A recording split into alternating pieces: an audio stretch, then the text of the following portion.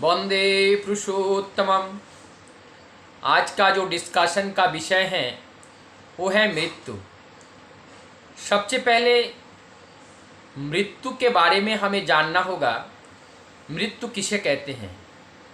साधारणतः वैज्ञानिक दृष्टिकोण से देखें तो अंदर और बाहर का जो बायोलॉजिकल जो एक्टिविटीज़ हैं वो एक्टिविटीज़ सब जब बंद हो जाती हैं तो उसको हम भौतिक रूप से उसको डेथ कहा जाता है, लेकिन ये वास्तव में सत्य नहीं है। मृत्यु भी अगर देखें, एक जीवंत मृत्यु और एक बायोलॉजिकल डेथ भी होता है। जीवंत मृत्यु कैसे है?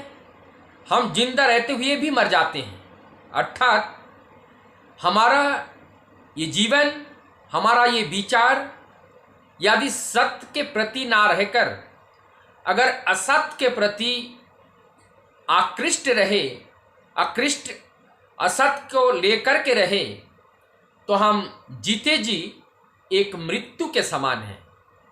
अर्थात हमारी जीवन की जो वास्तविक अर्थ हैं, वास्तविक आनंद हैं, वास्तविक जो मूल्यबोध हैं, उसको हम समझ नहीं पाते हैं।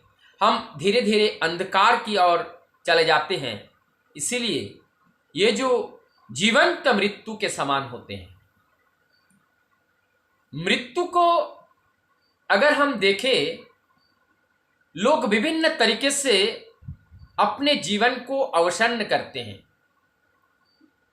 हम लोग वास्तव में मरने के लिए नहीं आए, ना हम मरते हैं, ना ये देह ही हम हैं।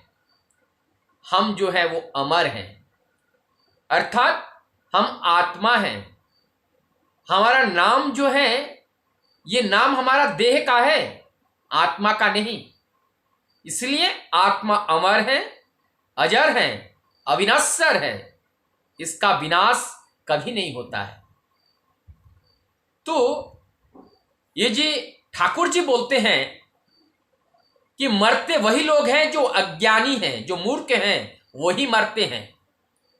अर्थात उनके अंदर मृत्यु भय रहता है, इसके माने वो मरता है। मृत्यु भय रहता है, वो मृत्यु भय को ओवरकम नहीं कर पाया। फिलोसॉफी ऑफ श्री ठाकुर अनुकूल चंद्र कहते हैं, do never die not death but resist death to death. Do never die nor cause death but resist death to death. मोरो ना मेरो ना, यदि पारो तो मृत्यु के अवलुप्त करो। तो हमें मारना नहीं है, मरना नहीं है, मृत्यु को अवलुप्त करना है। यानी जो मृत्यु है, वो जो भय है, उस भय को पराजय करना है। इस मृत्यु रूपी भय का जो एक नेट है, एक कवरिंग है, उस कवरिंग से हमें मुक्त पाना है। ये कब होगा? जब हम ये जान पाएंगे कि हम इस देह का जो नाम है वो हम नहीं है, हम आत्मा हैं, और आत्मा कभी मरते नहीं है। इस बात को हमारे मस्तिष्क में रखना पड़ेगा। दूसरी तरफ से अगर हम कहें ये मृत्यु क्या है? मृत्यु सबसे श्रेष्ठ औषधि है। मृत्यु सबसे श्रेष्ठ औषधि है।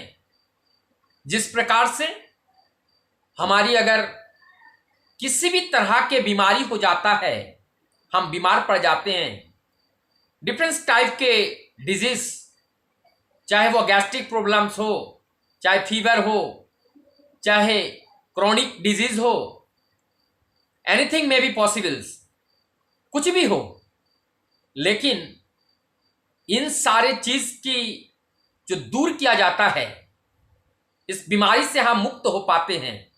किसके वजह से? औषधि के वजह से। बुखार हुआ, हमने औषधि लिया, बुखार चला गया, हम स्वस्थ हो गए।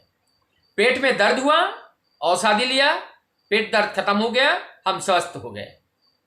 तो इस तरीके से जब हमारा बाल्य जीवन, कैशोर जीवन, यौवन और वृद्ध, वार्धक्य और जीर्ण अवस्था जब आते हैं, जो जरा अवस्था आते हैं, उस जरा अवस्था में अगर ये मृत्यु हमें मुक्ति नहीं दिलाती तो हम कब तक जीते। जरा कल्पना कीजिए, जो कैंसर के पेशेंट हैं, जो किसी अपने बॉडी में कहीं पे कोई वुंड है, क्रॉनिक वुंड है, हीलिंग नहीं हो रहा है, डॉक्टर ने माना कर दिया ठीक नहीं हो रहा है, यदि मृत्यु रूपी बांधव आ करके अगर हमें ना ले जाएं तो ये जीवन कितना दुखदाई होगा। कोई नहीं चाहेगा, तब तो वो कहेगा कि हमें ले जाओ, जितना रुपया हमारा सारा संपत्ति ले लो, लेकिन हमें मुक्ति दिलाओ। तो मृत्यु का मतलब एक तरीके से जो मृत्यु है ये हमारे परम बांधव हैं, परम मित्र हैं कि हमें नव क्लेवर में जाने का मौका देते हैं। ये मृत्यु ही हमें नव क्लेवर में जाने का मौका देते हैं। मृत्यु ही हमें इस जीर्ण शरीर से मुक्ति दिलाने का कार्य करते हैं।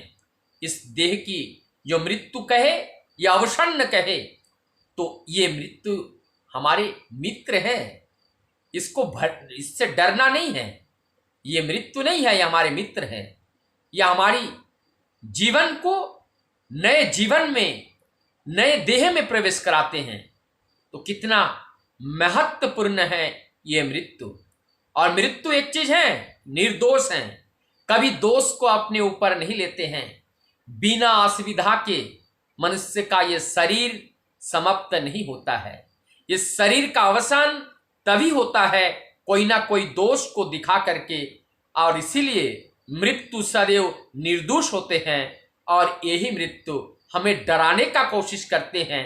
लेकिन ज्ञानी गुणीगण और जो सत्य राह में चलते हैं, परम पिता को अनुसरण करके चलते हैं, वो मृत्युंजय हो जाते हैं, मृत्यु के ऊपर विजय प्राप्त करते हैं। इसलिए वो मृत्युंजय होते हैं। पुरुषोत्तम को लेकर के जो लोग चलते हैं वो मृत्यु भय से परे हो जाते हैं। मृत्यु उनको डरा नहीं सकते हैं। मृत्यु कुछ होता ही नहीं है, ये केवल परिवर्तन है। केवल एक देह से आत्मा का दूसरे देह में ये ट्रांसफर होता है, केवल शिफ्टिंग होती है, और ये जीर्ण देह को छोड़ करके नवदेह में प्रवेश करते हैं। ये क्रम, ये जो सीरियल है, ये चलता रहता है और यही प्राकृतिक नियम है। और इससे मुक्ति पाना केवल जब हम उस बात को जान पाते हैं, उस बात को समझ पाते हैं, हम उस ज्ञान के अधिकारी होते हैं, तो हमें मृत्यु से मुक्त मिल जाती है। और मृत्यु से ये मुक्ति मिलना ही ये मोक्ष प्राप्ति है।